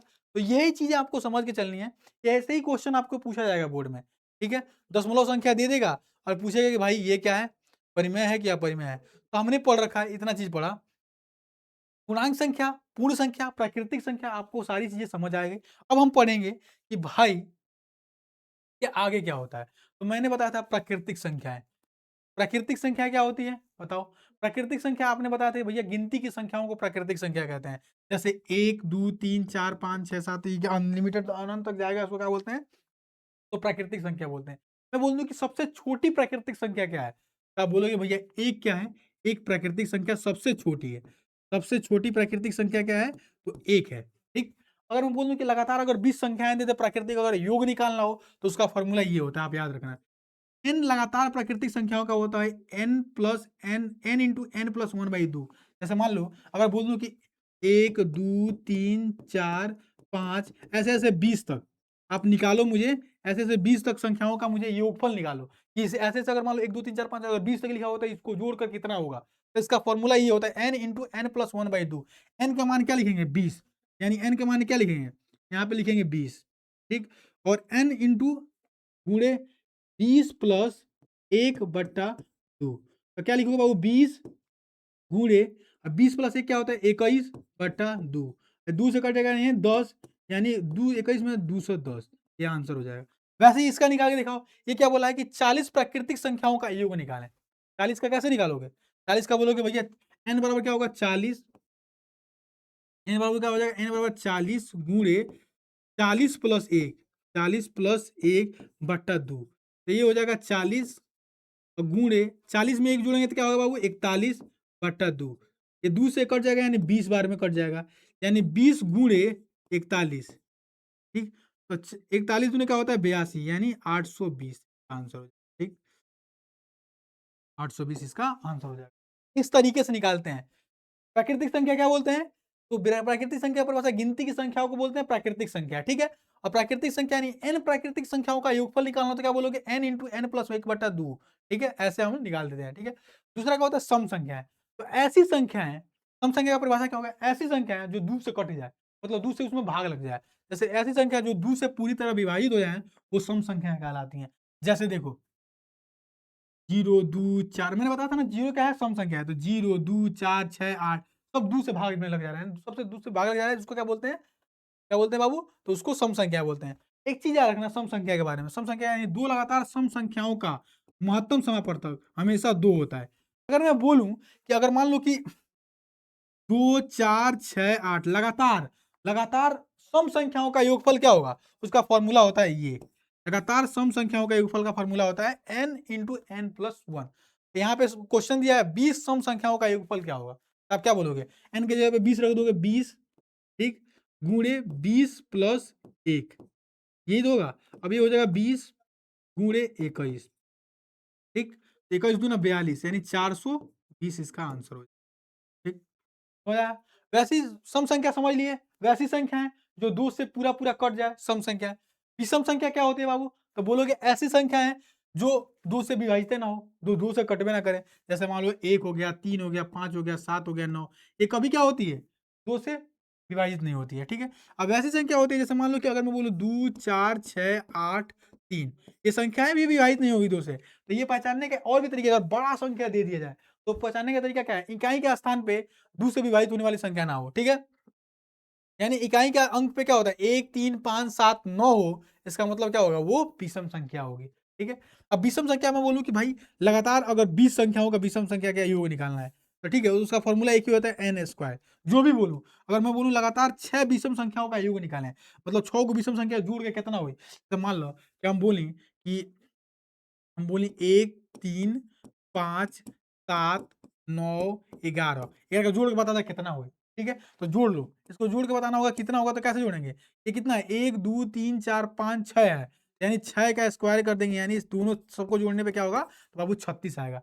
तो जो भी बोले, अगर मैं बोलूँ कि 25 लगातार विषम संख्याओं का योग क्या होगा? आप 25 का क्या कर दोगे? 25 का आप स्क्वायर कर दोगे, यानी 25 को 25 में गुणा करोगे तो 625 हो जाएगा। तो हम यहाँ पे पढ़े 3 चीज़ें। पहले क्या पढ़े कि प्राकृतिक संख्या। प्राकृतिक संख्या याद करो कैसे? प्राकृतिक संख्या क्या बताया भाई ने? प्राकृतिक संख्या बताया गिनती की संख्याओं को क्या बोलते हैं? प्राकृतिक संख्या। दूसरा क्या बोला? सम संख्या। सम संख्या क्या होती है? ऐसी संख्याएँ जो 2 से विभाजित हो जाएँ। क्या बोलोगे? ऐसी संख्या जो 2 से विभाजित हो जाएँ, पूरी तरीके कट जाएँ, उसको सम संख्या बोलते हैं। दूसरा क्या बताया मैंने? विषम संख्या। ऐसी संख्या जो 2 से कट ही ना बोले, यानी 2 से विभाजित ना हो, उसको क्या कहते हैं? विषम संख्या। आगे बढ़ते हैं, इतना चीज़ आपको समझ आया होगा। अब आता है 2 चीज़ें, अभाज्य संख्याएँ, भाज्य संख्या। अब देखो, अगर अभाज्य संख्या और भाज्य संख्या की बात करें, बोलोगे भैया अभाज्य संख्या तो मैं 9th में पढ़ा हूँ, लेकिन फिर भी बता रहा हूँ। देखो, जिनके केवल 2 गुणनखंड हो उसको अभाज्य संख्या कहते हैं। मतलब समझ आया? क्या? ऐसी संख्या है जो या तो खुद से कटे या 1 से कटे। खुद से कटे या 1 से कटे, उससे क्या बोलते हैं? अभाज्य संख्या बोलते हैं। जैसे एग्ज़ाम्पल में हम देखें, एग्ज़ाम्पल में क्या हो जाएगा? 3। 3 क्या है बाबू? 3 या तो 1 से कटेगा या 3 से कटेगा। इसके अलावा कोई भी संख्या ऐसी नहीं है जो 3 को काट सकती है। वैसे हो गया 5। 5 क्या है? 5 एक अभाज्य संख्या है। या तो ये 1 से कटेगा या किससे कटेगा? या 5 से कटेगा। तो मतलब क्या समझ आया? अभाज्य संख्या ऐसी संख्या है या तो केवल 1 से कटती हैं या खुद अपने आप से कट जाती हैं। उसी को अभाज्य संख्या बोलते हैं। ठीक है? याद रखोगे? ठीक है? अब मैं बोलूँ कि भाई 1 से लेके 10 तक कितनी अभाज्य संख्या होती है, 1 से लेके 50 तक कितनी अभाज्य संख्या होती है, 1 से लेके 100 तक कितनी अभाज्य संख्या, सारा बताऊँगा। ठीक है? तो अभाज्य संख्या आपको समझ आया, अभाज्य संख्या कितनी हो, कैसे हो, कौन सी संख्या को अभाज्य संख्या कहते हैं? तो वैसी संख्या है या तो अपने आप से कटे या 1 से कटे, उसे अभाज्य संख्या कहते हैं। दूसरा क्या हुआ? भाज्य संख्या है। ठीक है? भाज्य संख्या क्या आती है? ऐसी संख्या है जिससे कम से कम 3 गो से कटे। जैसे कम से कम 3 या उससे अधिक गुणनखंड हो। आप बोलोगे सबसे अच्छा एग्जाम्पल क्या है? 4। 4 को कैसे काटोगे? 4 एक तो 1 से कटेगा, 2 से कटेगा, 4 से कटेगा। यानी इसके क्या हुए? इसके 3 वो काटने वाले हैं। समझ रहे हो? अगर मैं बोलूँगा 6 6 क्या बाबू? या तो ये 1 से कटेगा, 2 से कटेगा, 3 से कटेगा या 6 से कटेगा। देखो, इससे कितने हो गए? 4 काटने वाले हो गए। तो भाज्य संख्या क्या होती है? वैसी संख्या है जिससे कम से कम 3 को काटने वाले हों। ठीक है? और अभाज्य संख्या क्या होती है? 2 को काटने वाला हो। क्या तो ए को काटे, 1 काटे या स्वयं काटे। और भाज्य संख्या है कम से कम 3 गो ही, 3 गो से अधिक कितने हो सकेला, लेकिन 3 को कम से कम काटने वाला इसका होना चाहिए। देखो, एक नोट याद रखना है, इसमें क्या है, एक ना तो प्राइम नंबर यानी ना तो भाज्य संख्या है और ना ही अभाज्य संख्या है, क्योंकि इसका एक ही गुणनखंड, एक का क्या होगा? एक ही गुणनखंड होगा, तो एक ना भाज्य संख्या है, ना अभाज्य संख्या है। याद रखना, मैंने क्या बताया? भाज्य संख्याएँ क्या होती हैं? भाज्य संख्या वैसी संख्या होती हैं, जिससे कम से कम 3 गो गुणनखंड हो, 3 गो से अधिक हो सकेला, कब 3 गो भी हो और 3 गो से अधिक हो। और अभाज्य संख्या में क्या होता है कि 2 ही गुणनखंड होगा, क्या तो वो स्वयं होगा या 1 होगा। इतना चीज़ आपको अगर समझ आया, तो मैं एक चीज़ बताता हूँ, आगे बढ़ते हैं। आगे बढ़ते हैं, एक चीज़ बता, अभाज्य संख्याओं के महत्वपूर्ण तथ्य क्या होते हैं? मैं बोलूँ कि सबसे छोटी अभाज्य संख्या क्या है? सबसे छोटी अभाज्य संख्या क्या है बाबू? तो बोलोगे 2 बाबू भैया, 2 सबसे छोटी अभाज्य संख्या है। सबसे छोटी अभाज्य संख्या क्या है? 2 है। 2 सम संख्या भी है और 2 सबसे छोटी अभाज्य संख्या भी है। ठीक है? दुनिया में 2 ही इकलौती एक संख्या है जो सम भी है और अभाज्य भी है। ठीक है? ये याद रखना, सम भी है और अभाज्य है। सबसे छोटी विषम अभाज्य संख्या क्या है? तो 3 है। ये सब फैक्ट हैं, याद करने वाले फैक्ट हैं। पेपर में ऐसे ही फँसा जाता है कि सबसे छोटी अभाज्य संख्या क्या है? तो 2 है, और ऐसी अभाज्य संख्या जो सम भी हो और सबसे छोटी भी हो, वो क्या है? 2 है। अगर मैं बोलूँ कि ऐसी अभाज्य संख्या जो विषम हो, वो क्या है? 3 है। अब मैं ये पूछूँ कि 1 से लेके 50 तक कुल कितने अभाज्य होते हैं? तो 1 से लेके 50 तक 15 अभाज्य संख्या होती हैं, ठीक है? और 50 से लेके 100 तक कितनी अभाज्य संख्या होती हैं? तो 10 अभाज्य संख्या होती हैं। यानी 1 से लेके 100 तक की अगर गिनती किया जाए, तो उसमें कितनी अभाज्य संख्या हो जाएँगी? तो बोलोगे भैया इसमें 25 कुल अभाज्य संख्या हो जाएँगी, ठीक है? तो ये पेपर में पूछा भी जाता है और ये 10वीं क्लास में भी नहीं पूछा जाएगा। अब कॉम्पिटिशन लेवल की भी तैयारी करोगे ना, तो उसमें पूछा जाएगा लाइक कि 1 से लेके 100 तक के बीच में कितनी अभाज्य संख्या होंगी? तो आपको याद करके चलना है कि 1 से लेके 100 तक के बीच में कुल 25 अभाज्य संख्याएँ होती हैं। आगे चलते हैं। देखो, हमने क्या पढ़ा? हम सारा चीज़ पढ़ लिए। सब चीज़ संख्याओं के बारे में मैंने एक-एक चीज़ आपको खोल के रख दिया। एक चीज़ हमारा ये सअभाज्य संख्या है। सअभाज्य संख्या क्या होती है? तो इस सअभाज्य संख्या पढ़ने से पहले हमें लघुत्तम समापवर्तक जानना पड़ेगा। ये एलसीएम क्या होता है? एचसीएफ क्या होता है? ठीक है? 9वीं क्लास में, 6वीं क्लास में, 5वीं क्लास में, सारा क्लास में आपने पढ़ा होगा। एचसीएफ, एलसीएम तो पढ़ा ही होगा। तो ठीक है? फॉर्मूला मतलब परिभाषा बता देता हूँ, बताऊँगा आगे की ये चीज़ें क्या होती हैं। जैसे देखो, सअभाज्य संख्या की परिभाषा क्या हुई कि वे दोनों संख्याएँ जिसका उभयनिष्ठ गुणाखंड में केवल 1 हो, वे दोनों संख्याएँ जिसका मौसा सिर्फ़ 1 हो। यानी वो 2 संख्या लो जिसमें कि उसका मौसा 1 हो, उसको क्या बोलते हैं? उसको बोलते हैं हम अभाज्य संख्याएँ। जैसे मान लो कि एग्ज़ाम्पल के रूप में क्या लिखा 8 और 25, और 8 और 25 में देखो कुछ भी कॉमन नहीं है। क्या है बाबू? इसका मतलब दोनों में कॉमन मिलने वाला, उभयनिष्ठ मतलब क्या होता है? कॉमन। इन दोनों के अगर गुणाखंड में देखा जाए तो कुछ भी कॉमन नहीं है, यानी एक कॉमन है। एक कॉमन है तो उसको क्या बोलेंगे? यानी 8 और 25 क्या है बाबू? 8 और 25 अभाज्य संख्या है। सअभाज्य संख्या है। 8 और 25 क्या है? सअभाज्य संख्या है, ठीक है? ऐसे कि इस तरीके से भी याद कर सकते हो कि मान लो कि उसका मौसा क्या, अगर 8 और 25 का मौसा निकाला जाए तो क्या होगा? 1 होगा, ठीक है? तो अगर किसी संख्या का, अगर किसी 2 संख्याओं का मस अगर 1 आया था, यानी महत्तम समापवर्तक 1 आया, उसको क्या बोलते हैं? दोनों संख्याओं को बोलते हैं सअभाज्य संख्याएँ, ठीक है? इसको अगर नहीं देखो, अगर मान लो 5 और 7, इसमें भी क्या है? कुछ कॉमन नहीं है, इसके उभयनिष्ठ गुणनखंड है 1, यानी 2 संख्याएँ क्या हुई? सअभाज्य संख्या हुई। क्या हुई बाबू? सअभाज्य संख्या हुई। तो इसका याद रखना कि इसके गुण मतलब सअभाज्य संख्या का मौसा क्या होता है? 2 अभाज्य संख्या जो सब सअभाज्य हो, तो उसका मौसा क्या होता है? 1 होता है। अब हम पढ़ेंगे अभाज्य गुणनखंड द्वारा लघुत्तम महापवर्तक और महत्तम समापवर्तक निकालना, ठीक है? हमने क्या-क्या पढ़ा है, मैं आपको एक बार रिपीट कर देता हूँ कि हमने क्या-क्या चीज़ें पढ़ी हैं। देखो, ये वाला चार्ट था, हमने पढ़ा ये। इस वाले चार्ट में मैं एक बार समराइज़ करके आपको बता देता हूँ कि हमने क्या-क्या पढ़ा।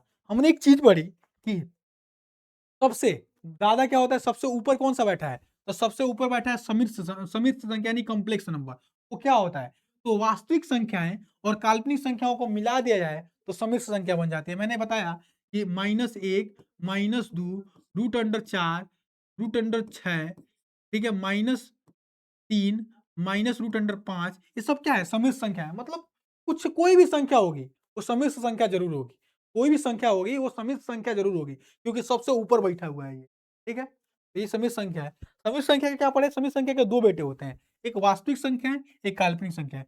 वास्तविक संख्या के बारे में मैंने क्या पढ़ाया बाबू? तो बोलोगे कि वैसी संख्या है जिसको नंबर लाइन पे डिनोट किया जा सकता है। यानी 0, 1, 2, -1, -2, इसके बीच में भी संख्याएँ जो होंगी, वो सब वास्तविक संख्याएँ होंगी। दूसरा मैंने क्या पढ़ा? काल्पनिक संख्या। काल्पनिक संख्या के मैंने बारे में बताया कि बाबू इसको 11वीं क्लास में पढ़ेंगे, लेकिन फिर भी बता देता हूँ। पहचानने का तरीका क्या है? माइनस में कोई भी संख्या आ जाए, उसको क्या बोलते हैं? हम काल्पनिक संख्या बोलते हैं, ठीक? उसके बाद हमने क्या पढ़ा? परिमेय संख्या। परिमेय संख्या मैंने क्या बताया? वैसी संख्या है, जैसे हम p बटा q के रूप में लिख सकते हैं, p बटा q के रूप में लिख सकते हैं, उसे क्या बोलते हैं? परिमेय संख्या बोलते हैं, जिसमें q बराबर ना हो 0 के, ठीक? उसको बोलते हैं परिमेय संख्या। अपरिमेय में संख्या में मैंने क्या बताया बाबू? अपरिमेय संख्या बताया कि जिसको p बटा q के रूप में लिखा ही नहीं सकता, जैसे √6, √8, ये क्या होती हैं? सारी अपरिमेय संख्या होती हैं। यहाँ पे क्या हो जाएगा? 2, 3, 1/4, 2/4, ये सब क्या हो जाएगा? क्या हो जाएगा? परिमेय संख्या। परिमेय संख्या को हमने क्या पढ़ा बाबू? परिमेय संख्या में उसके बाद से पढ़ा पूर्णांक संख्या होती है, भिन्न संख्या होती है, दशमलव संख्या होती है। पूर्णांक संख्या क्या होता है कि नंबर लाइन पे अगर 0 हो, 1 हो, 2 हो, 3 हो, -1 हो, -2 हो, पूर्णांक संख्या किसे बोलते हैं? नंबर लाइन पे ये वाली संख्या को पूर्णांक संख्या बोलते हैं। पूर्णांक संख्या में ना तो ये दशमलव में हो सकता है, ना ही भिन्न में हो सकता है। उसको क्या बोलते हैं? पूर्णांक संख्या, यानी धनात्मक और ऋणात्मक संख्याओं के संग्रह को क्या बोलते हैं? पूर्णांक संख्या। उसके बाद हमने पढ़ा भिन्न। भिन्न में क्या पढ़ा बाबू? 2/3, 4/6, जो बट्टा में हो। बट्टा में होता है उसे भिन्न। दशमलव संख्या क्या होती है? दशमलव संख्या जो दशमलव में 2/3, 4, 5, 6, तो क्या बोलते हैं? दशमलव संख्या बोलते हैं। उसके बाद हमने पढ़ा ऋणात्मक पूर्णांक। ऋणात्मक पूर्णांक क्या होते हैं? वे संख्या जो नंबर लाइन के इधर बाईं तरफ होती हैं, उसे ऋणात्मक पूर्णांक कहते हैं। और पूर्ण संख्या क्या पढ़ा? पूर्ण संख्या पढ़ा वैसी संख्याएँ जो 0 से स्टार्ट हो, 0, 1, 2, 3, जो अनंत तक जाए, उसको क्या बोलते हैं बाबू? पूर्ण संख्या बोलते हैं। वैसे हमने क्या बोला? शून्य। शून्य के बारे में एक चीज़ बताया कि शून्य क्या है? ना तो धनात्मक है, ना तो ऋणात्मक है। शून्य क्या है? शून्य एक न्यूट्रल नंबर है, जो हमेशा सम होता है, सम होता है। तो शून्य के बारे में हमने ये पढ़ा, ठीक है? उसके बारे में पढ़ा, उसके बाद में पढ़ा प्राकृतिक संख्या। प्राकृतिक संख्या के बारे में क्या पढ़ा? ये गिनती की संख्याओं को प्राकृतिक संख्या कहते हैं, जो 1 से स्टार्ट होती हैं। 1, 2, 3 और अनंत तक जाती हैं, ठीक? इतना समझ आया? उसके बाद से हमने पढ़ा विषम संख्याएँ। विषम संख्या में क्या पढ़ा कि वैसी संख्या जो 2 से भागे ना जाए, यानी 2 से कटे ही ना, उसको क्या बोलते हैं? विषम संख्या। जैसे बोलते हैं, आप देख लो 3, 5, 9, ये 2 से नहीं कट रही है, इसको क्या बोलते हैं? विषम संख्या। उसके बाद पढ़ा हमने सम संख्या। सम संख्या में क्या बताया कि वैसी संख्या है जो 2 से कट जाएँ, उसे हम क्या बोलते हैं? सम संख्या बोलते हैं। जैसे मान लो 2, 4, 6, 8, ये सब 2 से भाग लग जाएगा, इसमें सम संख्या बोलते हैं। उसके बाद जो आया भाज्य संख्या। भाज्य संख्या में मैंने बताया ऐसी संख्या है जिसके कम से कम 3 गो फैक्टर हों, यानी 3 गुणनखंड हो, उससे ज़्यादा गुणनखंड हो सकते हैं। उसको क्या बोलते हैं? उसको हम भाज्य संख्या बोलते हैं। ठीक है? उसको बताया। फिर अभाज्य संख्या में क्या बताया कि वैसी संख्या है कम से कम उसके 2 फैक्टर हों, यानी एक तो स्वयं से कटे या 1 से कटे। उसको हम क्या बोल देते हैं? अभाज्य संख्या। इसमें एग्जांपल है हमारा 3, 5, 7, 11, ये सब अभाज्य संख्या होते हैं। अभाज्य संख्या में मैंने ये भी बताया कि 1 से लेके 50 तक कुल कितने अभाज्य संख्या होती हैं? 15, और 50 से लेके 100 तक कुल अभाज्य संख्याओं की संख्या कितनी होती है? 10। यानी 1 से लेके 100 तक की अभाज्य की संख्याओं की संख्या कितनी हो गई? तो आप बोलोगे भैया 25 अभाज्य संख्या होती है। इसको भी आपको याद रख के चलना है, ठीक है? ये सारा चीज़ हमने बताया। फिर हमने शांत दशमलव भी बताया, अशांत दशमलव भी बताया, ठीक है? अब मैंने ये भी बताया कि भाई अगर मान लो कि कोई संख्या दशमलव में दिया हो, उसके बाद अगर वो रिपीट हो, वो क्या होता है? अपरिमेय संख्या होता है। अगर रिपीट ना हो, उसको क्या बोलते हैं? परिमेय संख्या बोलते हैं। सारा चीज़ हमने पढ़ा दिया, ठीक है? एक-एक चीज़ आपको विस्तार से पढ़ाया। आशा करता हूँ बहुत बढ़िया तरीके से समझ आया होगा। अब हम कुछ क्वेश्चन्स करेंगे, उससे पहले एक चीज़ मैं पढ़ा देता हूँ कि भाई अभाज्य गुणनखंड जो होता है, उसको क्या होता है? अगर मैं बोलूँ कि भैया हमने पढ़ा अभाज्य और भाज्य पढ़ा, ठीक है? अगर मैं बोलूँ कि मान लो कि ये है आपका, एक संख्या देता हूँ, ये संख्या है, संख्या मान लो देता हूँ 8, ठीक है? 8 का अभाज्य गुणनखंड क्या है?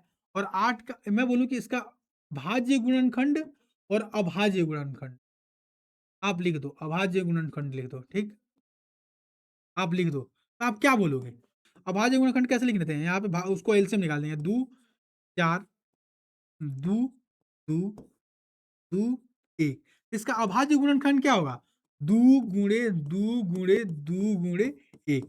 अब देखो, इसका क्या होता है ना, इसके अलावा इसको किसी और में नहीं तोड़ सकते, इतना ही में इसको तोड़ सकते हैं। तो इसका अभाज्य गुणन क्या हुआ? ये हुआ। अगर मैं ये बोल दूँ इसका भाज्य क्या है, तो 8 को क्या 2 गुणे 4,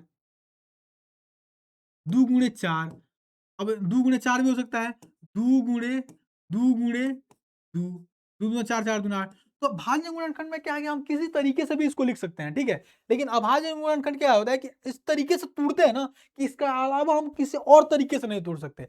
मतलब क्या? अगर इसको इस तरीके से लिख देंगे, तो इसके अलावा भी और नहीं टूट सकता है ना, कि जैसे मान लो कि इसके अलावा और कुछ नहीं टूट सकता है। तो ये क्या होता है? ये अभाज्य गुणनखंड होता है। अगर मैं बोलूँ एग्ज़ाम्पल दूँ आपको, मान लो 6 को लिख के दिखाओ। अगर मैं बोलूँ कि आप लिखो 12 को लिखो। 12 को आप लिख के दिखाओ, भाज्य और अभाज्य गुणनखंड क्या होगा? देखो 12 को हम किस तरीके से लिखते हैं? अगर 6 गुणे 2 लिखूँ, 3 गुणे 4 लिखूँ, ठीक है? तो ये क्या है? भाज्य गुणनखंड है, ठीक है? अगर अभाज्य गुणनखंड बोलूँ, तो आप क्या लिखोगे 12 को? देखो, 12 का अभाज्य गुणनखंड कैसे होगा? तो जैसे मान लो 2 से करोगे 6, 2 से करोगे 3 और 3 से करोगे 1, यानी इसका क्या होगा? 2 गुणे 3 गुणे 1, ठीक? 3 दूना 4 4 3 12। मतलब इसके अलावा और इसी को किसी तरीके से तोड़ नहीं सकते। मतलब इसी तरीके से तोड़ सकते हैं, समझ रहे हो? अब देखो, इस वाले मतलब अध्याय में हमें क्या बोला? इस वाले अध्याय में हमें करना है कि अभाज्य गुणनखंड द्वारा महत्तम निकालना है और लघुत्तम निकालना है। कि अभाज्य गुणनखंड द्वारा महत्तम और लघुत्तम कैसे निकालते हैं, ठीक है? ये सीखना है इस वाले चैप्टर में। तो मैं ये पूछूँ कि भाई अभाज्य गुणनखंड तो हम सीखे क्या? अभाज्य गुणनखंड क्या होता है कि सबसे छोटा से छोटा, अगर किसी संख्या को सबसे छोटे से छोटे में तोड़ दिया जाए, उसको क्या बोलते हैं? अभाज्य गुणनखंड बोलते हैं, ठीक है? तो अब मैं आई बोलूँ कि भाई उसके द्वारा लघुत्तम और महत्तम कैसे निकाला जा सकता है? बचपन में तो हमने सीखा था कि अगर मान लो 100 और 8 संख्याएँ हैं, ठीक? इसका हम पहले निकालें लॉसा, लॉसा। लॉसा का फुल फॉर्म क्या होता है बाबू? लघुत्तम समापवर्तक। लघुत्तम लघुत्तम समाप समापवर्त्य ऐसे होता है स्पेलिंग। और इसका क्या होता है? मौस यानी महत्तम समापवर्तक। महत्तम महत्तम महत्तम समापवर्तक, समापवर्तक, ठीक? ठीक, इसको बोलते हैं हम एलसीएम, और इसको क्या बोलते हैं बाबू? एचसीएफ। ये 2 चीज़ें बोलते हैं। अगर मैं बोलूँ कि अभाज्य गुणनखंड द्वारा इसको निकालो, हम बचपन में क्या पढ़ते हैं? बचपन में पढ़ते हैं कि अगर 6 और 8 के लघुत्तम निकाले कोई, तो मतलब लघुत्तम अगर लॉसा निकालना होगा तो पहले इससे 6 लिखते हैं और ऐसे करते हैं, और उसके बाद लिखते हैं 2 से काटेंगे, सबसे छोटा अंक से 3 आएगा, और फिर 3 से काटते हैं तो 1 हो जाएगा, तो इसका लॉसा क्या हो जाएगा? लॉसा यानी एलसीएम क्या हो जाएगा? आप बोलोगे 2 गुणे 3 गुणे 1, ठीक? वैसे ही 8 को निकालते थे बचपन में, तो कैसे निकालते थे 8 को? ऐसे निकालते थे, 8 2 से कटेगा तो 4, 2 से कटेगा तो 2, फिर 2 से कटेगा तो 1, तो क्या होगा? 2 गुणे 2 गुणे 2 गुणे 1। तो ये क्या हो जाता था? ये हो जाता था हमारा लघुत्तम, इन संख्याओं का लघुत्तम। ऐसे हम लघुत्तम निकालते थे बचपन में। अब देखो, हम महत्तम कैसे निकालेंगे? अभाज्य गुणनखंड महत्तम बचपन में कैसे निकालते थे? कि बाबू बोलूँ कि 8 और 6 को निकालें, हम कैसे निकालते थे? 6 से भाग देते थे, यानी 6 एक बार में जाएगा, तो ये बचेगा क्या 6, यहाँ पे 2 हो जाएगा, ठीक। और उसको करते थे ऐसे बट्टा में लेते थे और इस भाजू को यहाँ पे ले आते थे, यानी 6, यानी 2 तिहाई 6 कट गया, यानी 2 क्या हो गया बाबू, 2 हो जाता था मौसम। बचपन में ऐसे ही तो निकालते थे महत्तम समय पर तक, ऐसे ही तो निकालते थे ना। अब इस वाले सेक्शन मतलब इस वाले अध्याय में क्या पढ़ना है कि हमें अभाज्य गुणनखंड द्वारा महत्तम निकालना है, ठीक है। तो ये ध्यान देना, अगर मैं बोलूं कि अभाज्य गुणनखंड द्वारा महत्तम निकालना हो तो कैसे निकालेंगे। अगर मैं बोलूं कि 8 और 12 इसका आपको निकालना है अभाज्य गुणनखंड द्वारा महत्तम, अभाज्य गुणनखंड द्वारा महत्तम। तो उसको निकालने के लिए सबसे पहले इसका अभाज्य गुणनखंड निकालते हैं। तो देखो बाबू, अगर 8 का निकालना हो अभाज्य गुणनखंड तो कैसे निकालोगे। 8 8 को ऐसे तोड़ोगे, क्या करोगे बाबू, 2 से भाग दोगे, 2 चौक के 8, फिर 2 से भाग दोगे, 2 दूना 4, फिर 2 से भाग दोगे 1, तो 8 का क्या लिखोगे 8, ठीक। अब 8 को कैसे लिखोगे, 2 गुणे 2 गुणे 2 गुणे 1, यही तो होगा, समझ आया। अब इसको क्या 12 को मैं लिखने के लिए बोलूँ तो 12 को क्या लिखोगे, 12 को लिखोगे 2 से भाग दोगे तो 6, 2 से भाग दोगे तो 3, फिर 3 से भाग दोगे तो क्या हो जाएगा 1, तो 12 का क्या लिखोगे बाबू, 12 का लिखो, 12 का लिखो 2 गुणे 2 गुणे 3 गुणे, क्या हो गया। 8 को इस तरीके से लिख सकते हो अभाज्य में गुणाखंड में, और 12 को इस तरीके से लिख सकते हो। अब मैं बोलूं कि बाबू इसका लघुत्तम और महत्तम निकालो, इसका एलसीएम क्या हुआ और एचसीएफ क्या होगा, तो कैसे निकालोगे। देखो कैसे निकालोगे, देखो एचसीएफ मतलब क्या होता है और एलसीएम मतलब क्या होता है। मैं ये बोलूं कि 8 और 12 का एलसीएम क्या होगा, एलसीएम यानी लघुत्तम समापवर्तक क्या होता है। एलसीएम मतलब क्या होता है, लोएस्ट कॉमन फैक्टर, मतलब लोएस्ट कॉमन फैक्टर। अब मैं बोलूं कि इन दोनों के एक अभाज्य गुणनखंडों में से मुझे एलसीएम निकालना है, तो आसान भाषा में समझना, एलसीएम क्या होता है, जो दोनों में मैच करे तो क्या हो जाएगा, एलसीएम हो जाएगा। दोनों में मैच करना चाहिए उसको भी लिखना है, और जो मैच ना करे उसको भी लिखना है। देखो भाई दोनों में मैच किया बाबू, देखो किया, यानी ए को दो लिखेंगे, ठीक। ये दोनों में मैच किया यानी एगो और दो लिखेंगे, ठीक है।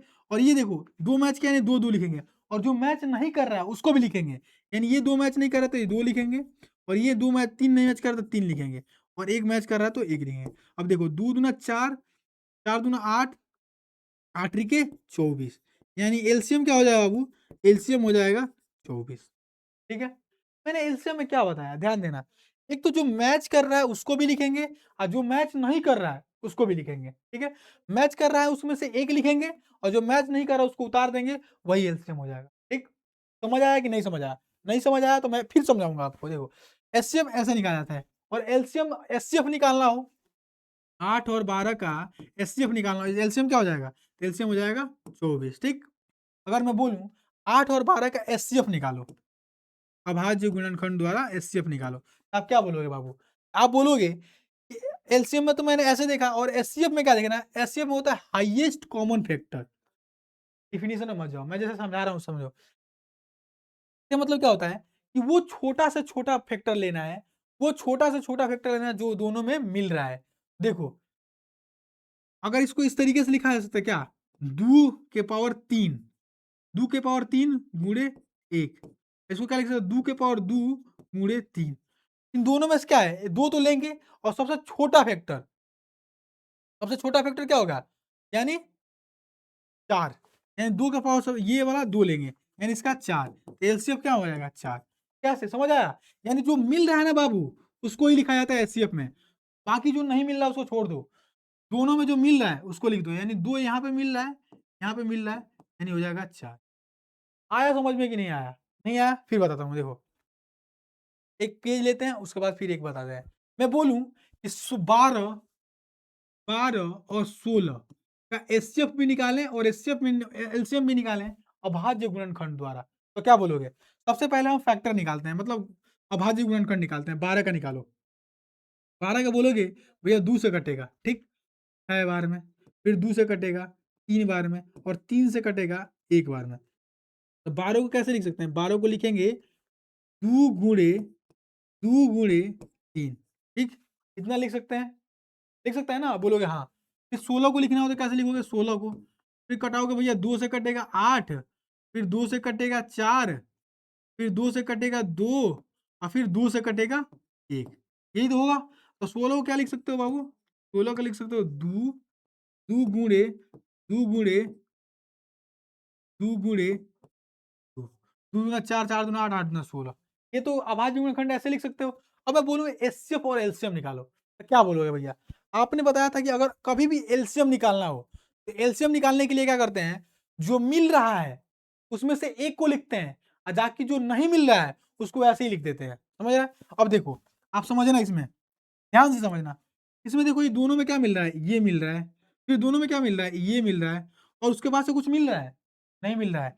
यानी इन दोनों 2 से एक 2 निकल के चला आएगा, और इन दोनों 2 से एक 2 निकल के चला आएगा। बाकी जो नहीं मिल रहा है वो ऐसे ही लिख दो। यानी 3 नहीं मिल रहा है तो 3 लिख दो, फिर 2 नहीं मिल रहा है 2 लिख दो, फिर 2 नहीं मिल रहा है 2 लिख दो। यानी 2 दूना 4, 4 3 12, 12 दूना 24, 24 दूना 48। इसका एलसीएम क्या हो जाएगा बाबू? तो इसका एलसीएम हो जाएगा 48। ठीक, आया समझ? आया कि नहीं बाबू? आया। अब एचसीएफ निकालना हो, तो एचसीएफ में मैंने क्या बताया था, सोचो। एचसीएफ मैंने बताया कि जो 2 मिल रहा है ना, बस उसी को लिखना है। क्या करना है बाबू? जो 2 मिल रहा है ना, बस उसी को लिखना है। ठीक? तो आप क्या बोलोगे, भैया ये मिल रहा है, ठीक है? यानी 2 ही मिल रहा है बस। क्या मिल रहा है बाबू? 2 ही मिल रहा है। तो आप इसका एचसीएफ क्या बोलोगे? 2 गुणे 2 यानी 4। अब आप एचसीएफ ऐसे भी निकाल लो। अगर मान लो कि 12 को ऐसे जो बचपन में जैसे निकालते थे 16, वेरीफाई कर लो। कैसे वेरीफाई करोगे? 12 एक करने 12, ठीक? 4 होगा। अब 16 हो जाए 12 हो जाएगा, यानी 4 तिहाई 12, ये कट ऑफ। एचसीएफ क्या होगा बाबू यहाँ पे? एचसीएफ क्या हो जाएगा? एचसीएफ तो यही हो जाएगा 4। आया समझ में? एक और सवाल देता हूँ बनाना, एक और सवाल देता हूँ। मैं बोलूं कि बाबू आप मुझे बना के दिखाओ, आप बोलो 16 और 48, इसका आप एलसीएम एलसीएम निकाल के दिखाओ, अभाज्य गुणनखंड। ठीक, तो आप क्या बोलोगे? पहले बोलोगे भैया 16 का अभाज्य गुणनखंड निकाल लेते हैं। कैसे निकालेंगे? 2 से काटेंगे तो 2 कितने बार में चला जाता है, इसका आधा होगा 8, फिर 2 से काटेंगे ये 4, फिर 2 से काटेंगे 2, फिर 2 से काटेंगे 1। इसका अभाज्य गुणनखंड क्या होगा बाबू? तो बोलोगे 16 का अभाज्य गुणनखंड क्या होगा? 16 का अभाज्य गुणनखंड होगा, 16 का क्या होगा? बोलोगे भैया 2 गुणे 2 गुणे 2 गुणे 2, 4 बार 2 है, 4 बार 2। ठीक है, अब मैं बोलूं 48 का निकालो, 48 का निकाल लो। 2 से कटेगा तो बोलोगे 24, फिर 2 से कटेगा बोलोगे 12, फिर 2 से कटेगा बोलोगे 6, फिर 2 से कटेगा बोलोगे 3, फिर 2 3 से कटेगा तो बोलोगे 1। तो इसका एल का होगा 48 का बाबू, लिखो 48। क्या लिखोगे?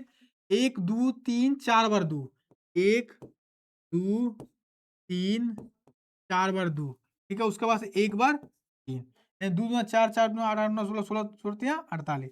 तो ये हो गया हमारा अभाज्य गुणनखंड। अब मैं बोलूं कि आप एचसीएफ और एलसीएम निकाल दो, तो आप क्या बोलोगे?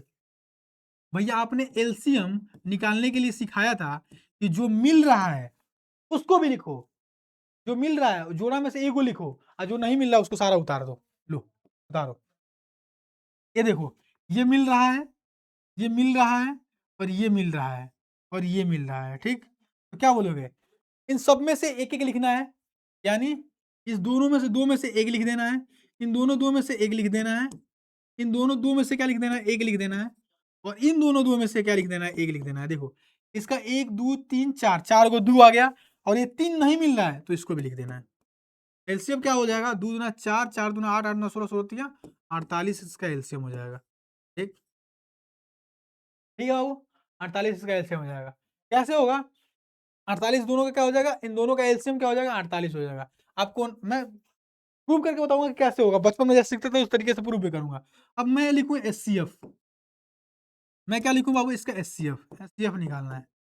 ठीक, अब निकालने के लिए मैं क्या होता है एचसीएफ में, भाई जो मिलता है ना भाई इसका एचसीएफ होता है, बाकी जो नहीं मिलता उसको छोड़ दो। जो मिलता है जोड़ा में जिसमें पेयर बन जाता है उसका क्या होता है, एचसीएफ होता है। देखो, इसका पेयर बना, इसका पेयर बना, इसका पेयर बना, इसका पेयर बना, तो एचसीएफ क्या होगा? 2 गुणे 2 गुणे 2 गुणे 2, 2 दूना 4, 4 दूना 8, 8 दूना 16, 16 क्या हो जाएगा बाबू? अब देखो, 16 से अगर 48 में भाग देंगे 3 बार में क्या 48, 16 क्या हो जाएगा 48 और 16 का 16 और 48 का एचसीएफ क्या हो जाएगा 16 हो जाएगा। और एलसीएम क्या होगा, एलसीएम हमारा हो जाएगा, एलसीएम क्या हो जाएगा, एलसीएम हमारा हो जाएगा 48। ठीक, अगर एलसीएम निकालना हो हम भाग विधि से जैसे बचपन में निकालते थे, तो अब निकाल लो। बचपन में कैसे निकालते थे,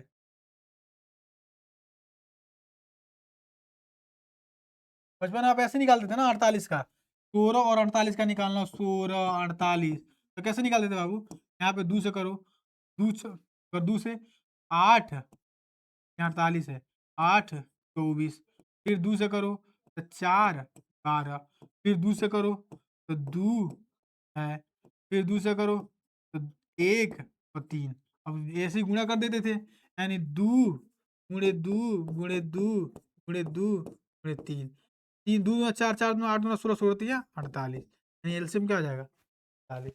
ठीक है, तो ऐसे ही हम अभाज्य गुणनखंड द्वारा एचसीएफ एलसीएम को निकालते हैं। आशा करता हूँ आपको समझ आ गया हो, नहीं समझ आया हो तो एक वीडियो को पीछे करके देखिएगा कि किस तरीके से निकालते हैं। एलसीएम में मैंने क्या बताया था कि एलसीएम में बताया था कि जो जोड़ा मिल गया उसमें से एक को लिख दो और जो नहीं मिला उसको लिख दो। एचसीएफ में मैंने क्या बताया था, जो जोड़ा मिल गया तो जो जितना जोड़ा मिलता है वही उसका एचसीएफ होता है। ठीक है, आगे बढ़ते हैं। अब हम क्वेश्चन करते हैं, कुछ क्वेश्चन मैं बताता हूँ, कुछ क्वेश्चन करते हैं और देखते हैं कि भाई इस क्वेश्चन का आंसर क्या होगा। तो देखो इस क्वेश्चन का आंसर दो। पहला क्वेश्चन है, निम्नलिखित में से कौन सा युग्म स्वअभाज्य है। मैंने क्या बताया था, स्वअभाज्य है। स्वअभाज्य के लिए क्या बताया था कि वैसी संख्या जिसका एचसीएफ 1 होता है। इसका एचसीएफ क्या होगा बाबू, 1 होगा। देखो 14 और 35 में देखो इसका एचसीएफ देखो, 18 और 25 में इसका एचसीएफ देखो, 13 और 52 में एचसीएफ देखो, क्या एचसीएफ देखो। अगर 14 और 35 का एचसीएफ निकालना हो, 14 भागे 35, 14 दूना क्या होता है बाबू 28, 14 दूना 28। ठीक, 15 में 60 गया 7, खत्म, ये 14, यानी क्या होगा 7 दूना 14। इसका एचसीएफ क्या हुआ 7, यानी ये ऑप्शन तो नहीं होगा, नहीं होगा। दूसरा चलते हैं, 18 और 25 देखते हैं, 18 और 25 से भाग देते हैं 25। मैंने क्या बताया था कि एचसीएफ 1 होना चाहिए, 18 एक अन्य 18, ठीक, क्या होगा 7, फिर 18 आ गया, ठीक, 18 दो 20 7 और 7 दूना 14, 14 क्या हो जाएगा बाबू 15 16 17 18 यानी 4, फिर आ जाएगा 7।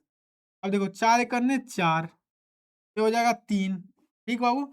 अब ये हो जाएगा 4, अब 3 एक अन्य 3, अब क्या हो जाएगा बाबू 1, अब हो जाएगा 3, तो इसका एचसीएफ क्या हुआ 1 आया, तो आंसर क्या होगा, आंसर बी फॉर बाहुबली। ये 13 चौका 1 ये सब नहीं होगा, बी फॉर बाहुबली, यानी 18 और 25 का एचसीएफ क्या आया है 1 आया है।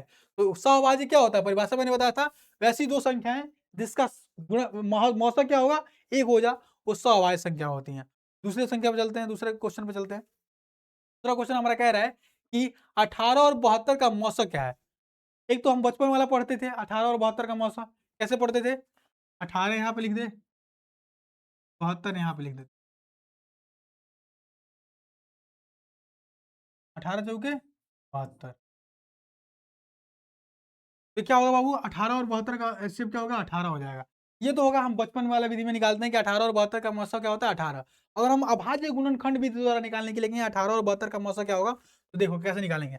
18 का मैंने क्या बताया था, 18 का पहले लिखो, तो 2 से काटोगे तो 9, फिर 3 से काटोगे तो 3, फिर 3 से काटोगे तो क्या होगा 1, यानी क्या हो जाएगा बाबू 18 को कैसे लिख सकते हैं 2 गुणे 3 गुणे 3, ठीक।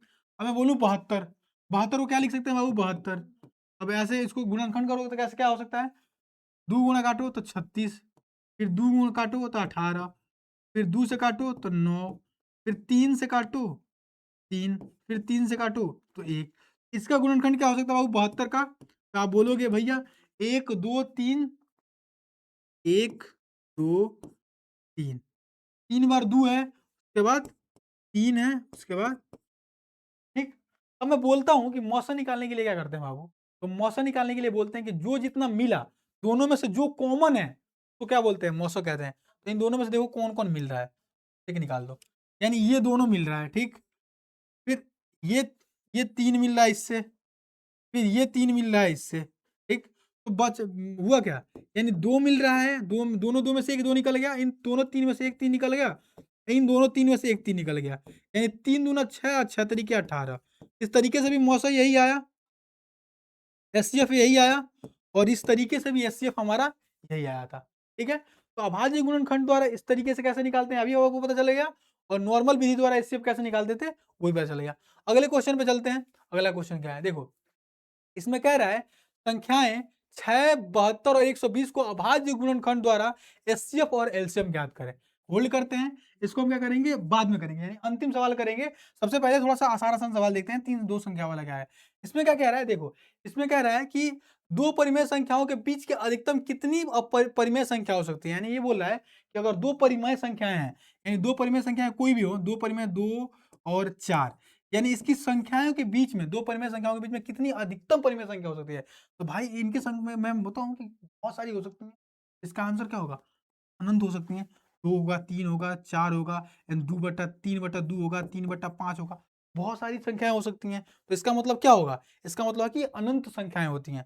नेक्स्ट क्वेश्चन पे चलते हैं। इसमें भी बोल रहा है कि वो सबसे छोटी अभाज्य संख्या और सबसे सबसे छोटी अभाज्य संख्या, असभाज्य और सबसे छोटी भाज्य का गुणनफल क्या होगा? अब देखो, सबसे छोटी अभाज्य संख्या क्या होती है बाबू? तो सबसे छोटी अभाज्य संख्या मैंने बताया था 2, ठीक? अब ये क्या बोल रहा है सबसे छोटी भाज्य संख्या क्या होती है? सबसे छोटी भाज्य संख्या क्या होती है? मैंने यहाँ पे पढ़ा था कि सबसे छोटी भाज्य संख्या क्या होती है? सबसे छोटी भाज्य संख्या होती है 4, ठीक? यहाँ पे देखो मैंने पढ़ाया था कि सबसे अभाज्य और अभाज्य संख्याओं की बात में करें, तो सबसे पहले मैंने ये पढ़ाया था आपको कि सबसे छोटी, यहाँ पे देखो, सबसे छोटी अभाज्य संख्या क्या होती है? 2 होती है, ठीक? और मैं भाज्य की बात करूँ तो भाज्य के बारे में मैं यहाँ पे पढ़ाया था कि सबसे छोटी भाज्य संख्या क्या होती है? 4 होती है।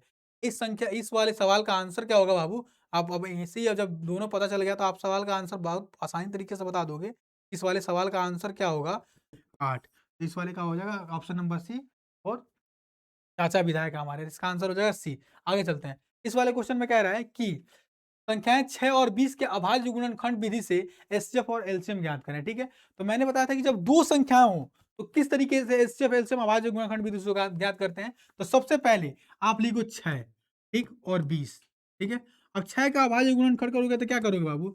6 का करोगे तो 2 से कटेगा तो 3 और 3 से कटेगा तो 1 हो जाएगा। फिर 20 का करोगे तो क्या हो जाएगा बाबू? 20 का करोगे तो हो जाएगा, 20 का हो जाएगा, 2 से करोगे तो 10, फिर 2 से करोगे तो 5, फिर यहाँ से 5 से करोगे तो 1 हो जाएगा। अगर यहाँ पे लिखने के लिए बोलूँ, तो आप क्या बोलोगे कि भैया 6 को हम लिख सकते हैं 2 गुणे 3 और यहाँ पे 20 को क्या लिख सकते हैं बाबू? तो 20 को हम लिख सकते हैं 2 गुणे 5, ठीक? तो आपको अगर एलसीएम निकालना हो, तो मैंने क्या बोला था कि अगर एलसीएम निकालना हो, तो सबसे पहले देखते हैं कि जोड़ा इसमें कौन लगा है। यानी जोड़ा लगा है ये। एलसीएम निकालने के लिए बोलूँ कि एलसीएम एलसीएम 6, 20, एलसीएम निकालने के लिए बोलूँ तो जोड़ा क्या लगा है बाबू? ये लगा है जोड़ा, ठीक? बाकी कोई जोड़ा नहीं लगा है। तो जो जोड़ा नहीं लगा है उसको ये दोनों को जोड़ा मिला के 1 होगा, फिर ये वो होगा 3, ये होगा 2 और ये होगा 5। यानी जो जोड़ा लगा है उसमें से 1 को लिखते हैं, बाकी सबको उतार देते हैं। यानी 5 दूना 10, 10 तिया 30, 30 दूना 60। यानी इसका एलसीएम क्या हो जाएगा बाबू? 6 और 20 का एलसीएम क्या हो जाएगा? 60। अगर एचसीएफ पूछूँ कि एचसीएफ कैसे निकालते हैं? एचसीएफ एचसीएफ निकालना है 6, 20 का। मैंने क्या बताया था? एचसीएफ ये बताया था कि भाई एचसीएफ निकालने के लिए जो जोड़ा लगता है ना बाबू वही होता है एचसीएफ। यानी कि अगर मैं देखूँ 6 और 20 का तो यही एक जोड़ा लगा हुआ है। यानी 2 क्या हो जाएगा? एचसीएफ हो जाएगा, ठीक? निकालना हो, वेरीफाई करना हो तो एचसीएफ निकालने के लिए वेरीफाई कर लो। 6 और को 20 से एचसीएफ निकालो, जो बचपन में निकालते थे। 6 त्रिक 18, 2 हो जाएगा और ये 6 यहाँ पे उतर जाएगा तो 2 तिहाई 6, ये कट जाएगा, ठीक? तो एचसीएफ क्या हुआ है बाबू? 2 आया। तो एचसीएफ आया 2। तो एलसीएम भी निकाल दिए 60 और एचसीएफ आया 2। नेक्स्ट सवाल पे चलते हैं। तो देखो 2 में तो मैंने आसानी तरीके से बता दिया कि जो कॉमन है होता है। एलसीएम निकालने का आसान तरीका क्या होता है? जो कॉमन होता है दोनों में से किसी एक को लिख लेते हैं, ठीक है? अब बाकी जो नहीं मिलता है उसको भी लिख के गुणा कर दें तो एलसीएम निकल जाता है। एचसीएम में दोनों में से मिलता है उसको क्या बोलते हैं? हम उसको बोल देते हैं, उसको एचसीएफ कर देते हैं। लेकिन जब 3 संख्याएँ दे दी जाएँ, 4 संख्या दे दी जाएँ, उसमें भाई उसमें मिलाओगे, कॉमन निकालोगे तो बहुत कन्फ्यूजन हो जाएगा। तो उसको निकालने के लिए मैं एक चीज़ बताता हूँ, देखो। ये चीज़ अगर 2 में भी लगाओगे ना तो आसानी से बन जाएगा। सबसे पहले मैं क्या करूँगा कि इसका तो अभाज्य गुणनखंड लिखूँगा, यानी 6 है, 72 है, ठीक? और 120 है। तो इसको अभाज्य गुणनखंड द्वारा अगर हमें एलसीएम निकालना है, एचसीएफ निकालना है, तो सबसे पहले इसका अभाज्य गुणनखंड करूँगा, ठीक है?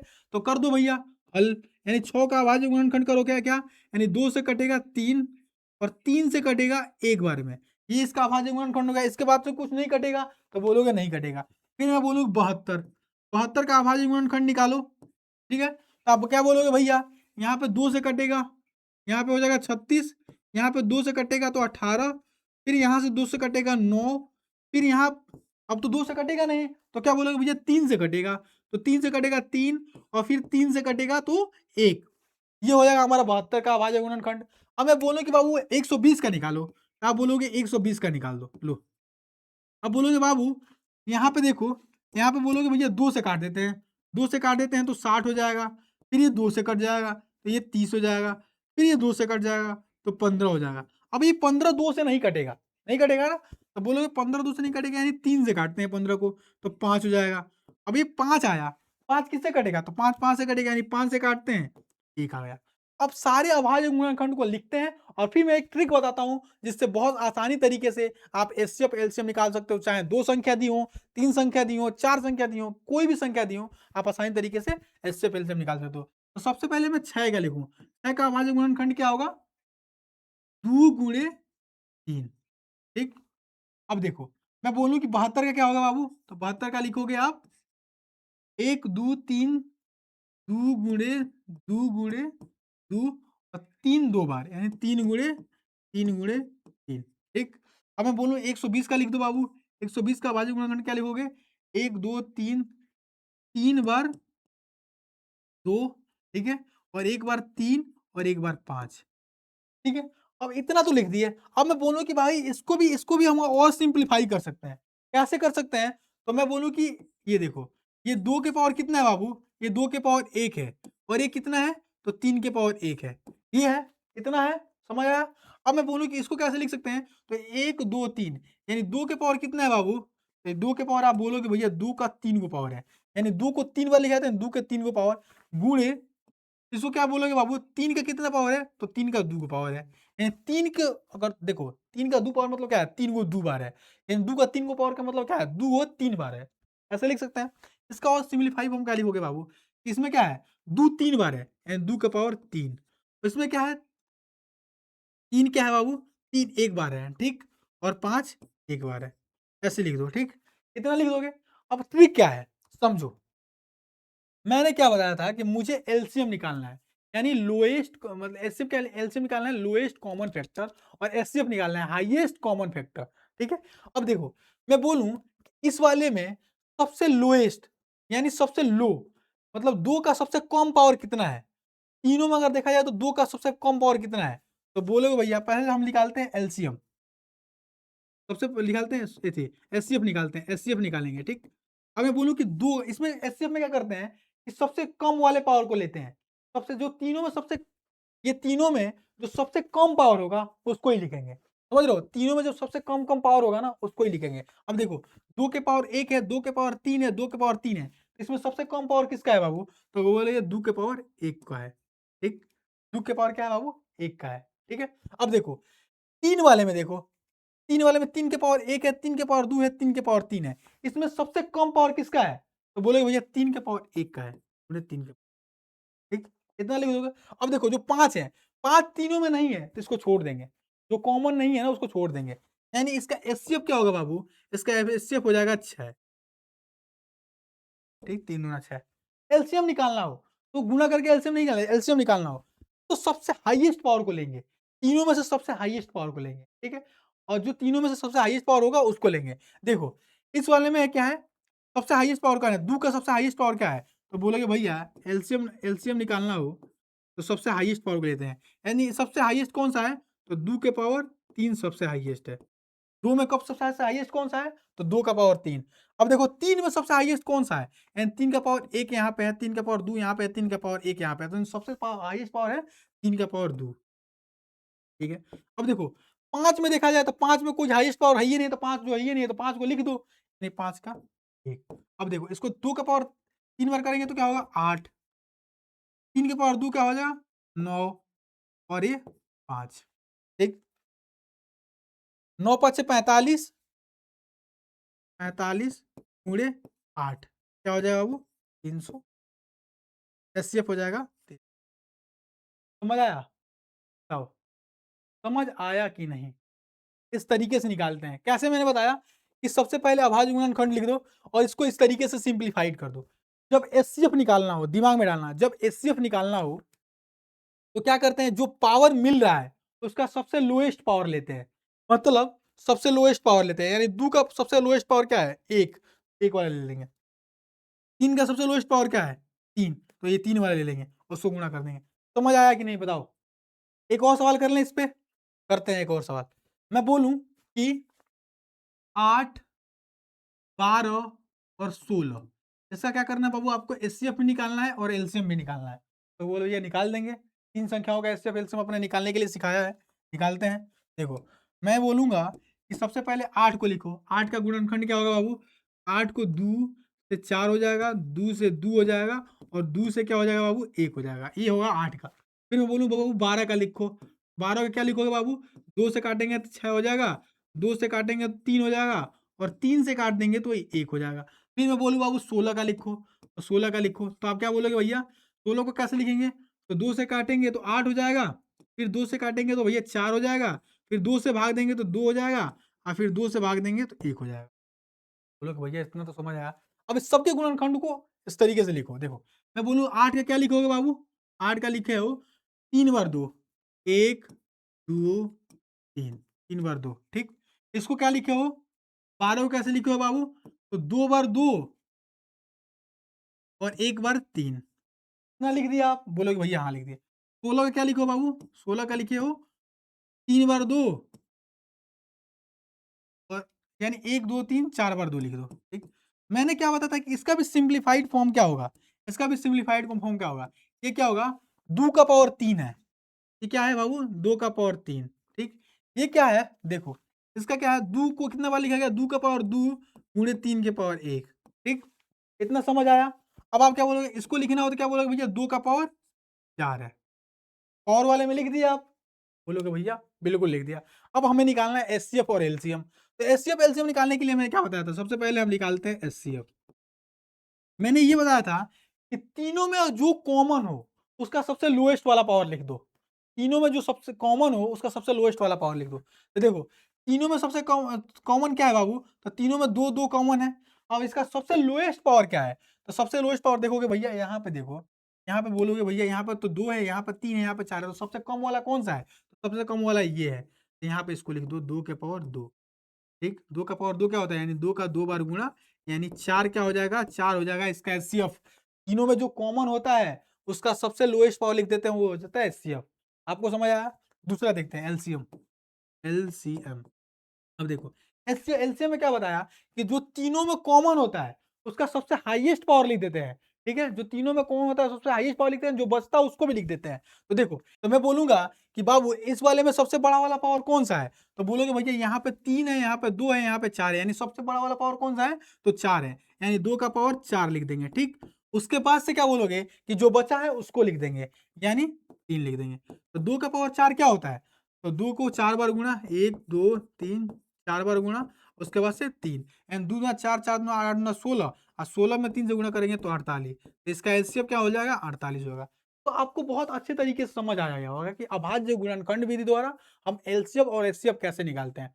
एचसीएफ निकालने के लिए क्या होता है, तीनों में से जो कॉमन होता है उसका सबसे कम वाला पावर लेते हैं, सबसे कम वाला पावर लिया।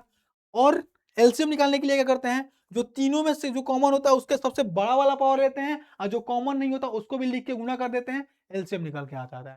तो आशा करता हूं आपको इतनी सारी चीजें समझ आई होगी। आज के लिए बस इतना ही रखते हैं, मिलते हैं आपसे नेक्स्ट क्लास में। और ये जो क्लास है इसको बढ़िया से पढ़िएगा, इसका रिवीजन करिएगा। आज के लिए इतना ही, मिलते हैं अगली क्लास में। धन्यवाद।